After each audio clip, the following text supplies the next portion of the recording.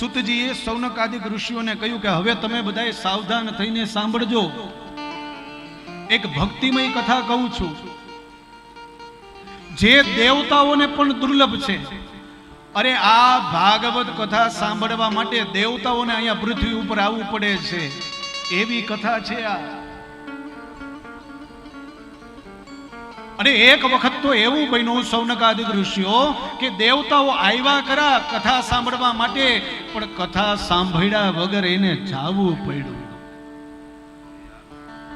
સૌનકાદિક ઋષિઓ કહે આવું ક્યારે બન્યું, કેવી રીતે બન્યું? દેવતાઓ કથા સાંભળવા, અરે કોઈ વ્યક્તિ કથા સાંભળવા કથા મંડપમાં આવી જાય તો કોઈ યજમાન એમ થોડું કહે કે તમે વયા જાઓ, કોઈ એમ ન કહે.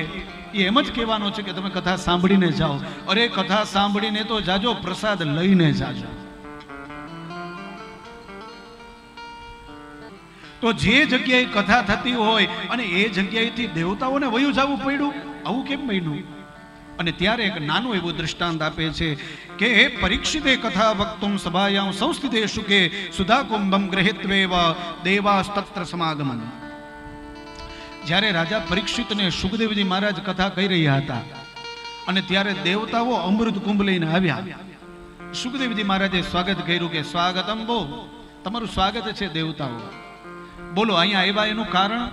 ત્યારે દેવતાઓએ કહ્યું કે આ કથા તમે જે પરીક્ષિત રાજાને પીવડાવો છો, કથા રૂપી રસપાન, આ રસ જે કથાનો પીવડાવો શું કામ? તો કે એને મુક્તિ મળી જાય, મોક્ષ મળી જાય, એટલા માટે જ ને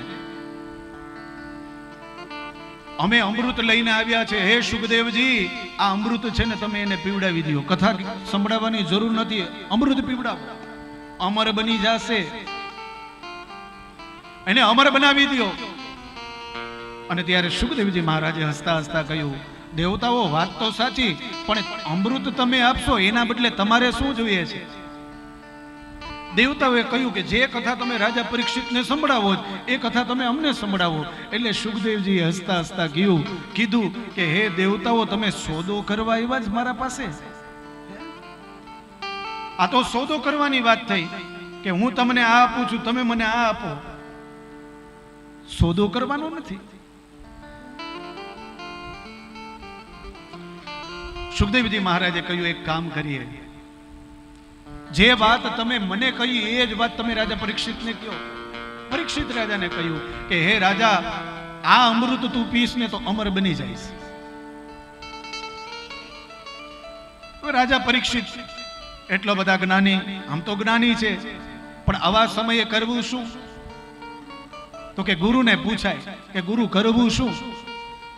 હવે આ તરફ પગ રખાય એમ નથી, આ તરફ પગ રખાય એમ નથી. હવે ગુરુજી તમે અમારા ઉપર કૃપા કરો. અને ત્યારે સુખદેવજી રૂપી ગુરુને પૂછ્યું કે હે ગુરુદેવ, હવે તમે મને આનો ભેદ સમજાવો. સુકમ નતવા વદન સર્વે સ્વકાર્ય કુશલાસુરા કથા શુભમ પ્રયચ્છત્વ ગૃહત્વેવ સુધામિમામ. આ સુધા પીવાનું કહે છે અને અમર બનવાની વાત કરે છે અને કથા એ સાંભળવાની કરે છે, તો આ કથામાં અને અમૃતનો ભેદ શું છે? અને ત્યારે સુખદેવજીએ કહ્યું કે હે પરીક્ષિત, આ અમૃત પીશ ને તો તું અમર બની જઈશ, અને કથા રૂપી અમૃતનું પાન કરીશ ને તો અભય બની જઈશ. હવે તારે અમર બનવું છે કે અભય બનવું છે તારા હાથમાં છે.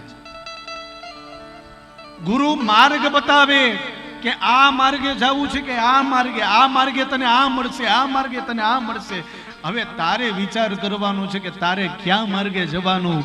સુખદેવજીએ કહી દીધું, રાજા પરીક્ષિતે સમજી લીધું.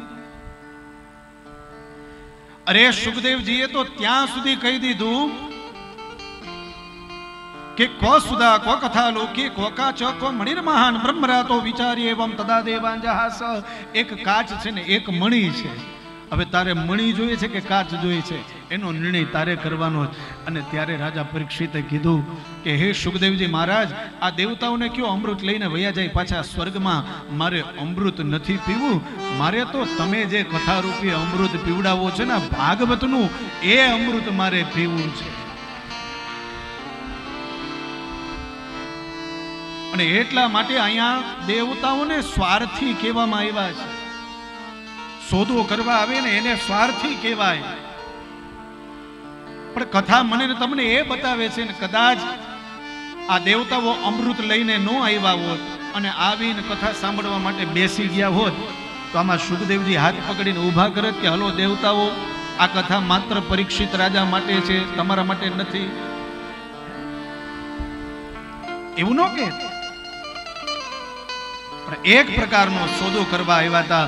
એનો મતલબ એમ કે અમૃત કરતા પણ દુર્લભ હોય ને તો એ કથા અમૃત છે સાહેબ, અમૃત કરતા પણ દુર્લભ છે. અને ત્યારે દેવતાઓને હાહાકાર મચી ગયો કે આ અમૃતની ના પાડી તો આ કથામાં છે શું? ગયા સત્યલોકમાં, સત્યલોકે તુલા બંધવા તોલયત સાધનાન્યજઃ લઘુન્યના નિજાતાની ગૌરવેણ ઇદમ મહત. સત્યલોકમાં ગયા, ત્રાજવા તોલા મંગાવ્યા ને એમાં ભાગવતજી રાખ્યું અને એકમાં બીજા બધા ગ્રંથ લાખ્યા. અને પછી દેવતાઓને ખબર પડી ગઈ કે સર્વશ્રેષ્ઠ સાધન છે ને તો એ આ ભાગવત છે. એટલા માટે રાજા પરીક્ષિતે અમને મોકલી દીધા. તો વિચાર કરો કે જે દેવતાઓને દુર્લભ છે ભાગવત, એ ભાગવત આજે આ આદિપુરમાં આજે આ પાંધી પરિવાર લઈને આવ્યો છે ભાગવતામૃત.